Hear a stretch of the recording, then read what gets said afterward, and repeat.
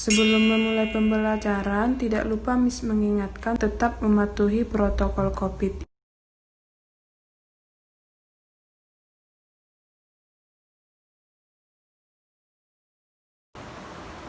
Assalamualaikum warahmatullahi wabarakatuh. Halo anak-anak semua. Semoga kita dalam keadaan sehat dan dalam lindungan oleh Allah Subhanahu wa Ta'ala. Amin ya Rabbal Alamin. Tentunya kamu harus tetap fokus dan semangat belajar walaupun pembelajaran dilakukan di rumah. Nah, kali ini kita akan belajar sejarah, yaitu materi tentang zaman praaksara. Hal-hal yang harus kamu ketahui mengenai bab ini yaitu memahami istilah praaksara, perkembangan kehidupan masa praaksara, pembabakan zaman praaksara, dan ciri-ciri kehidupan masa praaksara. Pengertian zaman praaksara dan zaman aksara, di mana pra artinya sebelum dan aksara artinya tulisan. Berarti dapat disimpulkan pengertian zaman praaksara adalah zaman sebelum manusia mengenal tulisan.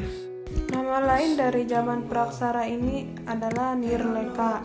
Nir artinya tanpa, leka artinya tulis. Lalu muncul pertanyaan, bagaimana kita mengetahui kehidupan mereka sementara tidak mengenal tulisan? Nah, itulah gunanya artefak. Kemudian pengertian zaman aksara, di mana zaman aksara berarti zaman sudah mengenal tulisan. Sumber sejarahnya tertulis misalnya prasasti, kayu, kulit, dan lain-lain. Kemudian Indonesia sendiri memasuki zaman aksara sekitar abad ke-5. Setelah ditemukannya prasasti Yupa di Kalimantan Timur peninggalan Kerajaan Kutai atau Kerajaan Hindu. Nah, sampai sini mengerti anak-anak semua? Oke, baiklah kita lanjut. Pembagian zaman praaksara ada dua, yaitu berdasarkan ilmu arkeologi dan berdasarkan ilmu geologi. Nah, berdasarkan ilmu arkeologi dibagi menjadi tiga, yaitu zaman batu, zaman logam, dan zaman besi. Di mana zaman batu ini terdiri dari Paleolitikum atau zaman batu tua, Mesolitikum atau zaman batu tengah, Neolitikum atau zaman batu muda, dan Megalitikum atau zaman batu besar. Kemudian berdasarkan ilmu geologi ada 4, yaitu Arkaikum, Paleozoikum, Mesozoikum, dan Neozoikum. Fokus materi kita kali ini yaitu membahas tentang zaman batu. Kemudian ciri kehidupan Paleolitikum atau zaman batu tua, di mana mereka masih menggunakan alat yang masih asli, belum diasah atau kata lain masih kasar. Kemudian sifat kehidupannya nomaden atau artinya adalah berpindah-pindah. Kemudian food gathering atau mengumpulkan makanan, dan belum mengenal religi atau agama.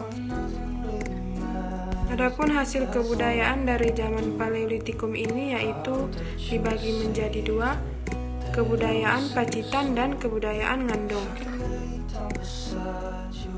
Kebudayaan Pacitan antara lain kapak genggam, kapak perimbas, alat serpih atau flag. Kemudian kebudayaan Ngandong, kapak genggam, dan kapak alat-alat tulang.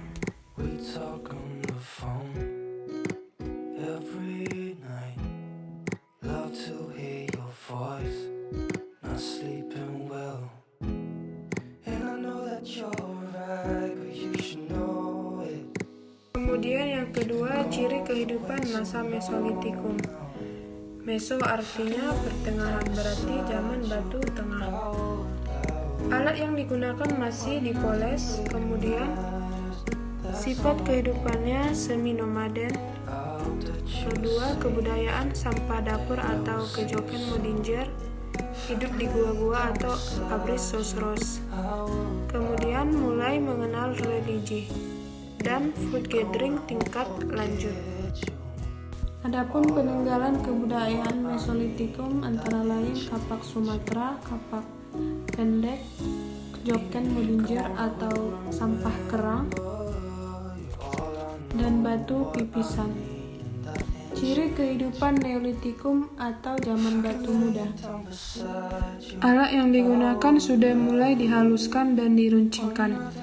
Kemudian sifat kehidupannya pada masa Neolitikum ini sudah mulai menetap atau sedenter, mengenal religi atau agama, food producing atau berladang, mengenal masyarakat atau kepala suku, dan mulai mengenal ternak.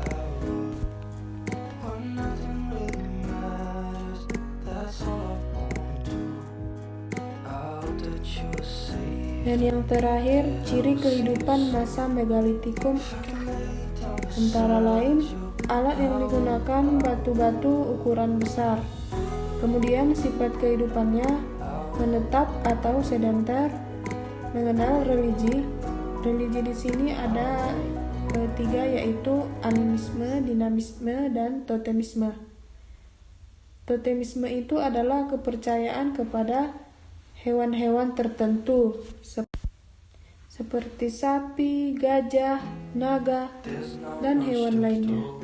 Kemudian animisme adalah kepercayaan terhadap roh nenek moyang. Dinamisme adalah kepercayaan terhadap benda-benda yang dianggap gaib seperti pohon besar, batu besar, dan lain-lain. Adapun kebudayaan dari Megalitikum ini antara lain menhir sebagai sarana penyembahan arwah nenek moyang, kemudian dolmen sebagai meja batu tempat meletakkan sesaji, kemudian waruga atau kubur batu. Jadi secara tradisional dulu digunakan oleh orang Minahasa yang sekarang menjadi objek wisata. Kemudian sarkofagus yaitu peti kubur, dan punden berundak yaitu sebagai tempat pemujaan arwah nenek moyang. Nah, itulah dia beberapa alat kebudayaan dari zaman Megalitikum. Diharapkan anak-anak kami semua dapat memahaminya. Demikianlah materi kita kali ini. Semoga ilmunya dapat bermanfaat dan ananda kami tetap menjaga kesehatan dan tetap fokus belajar. Wabillahi taufiq wal hidayah. Assalamualaikum.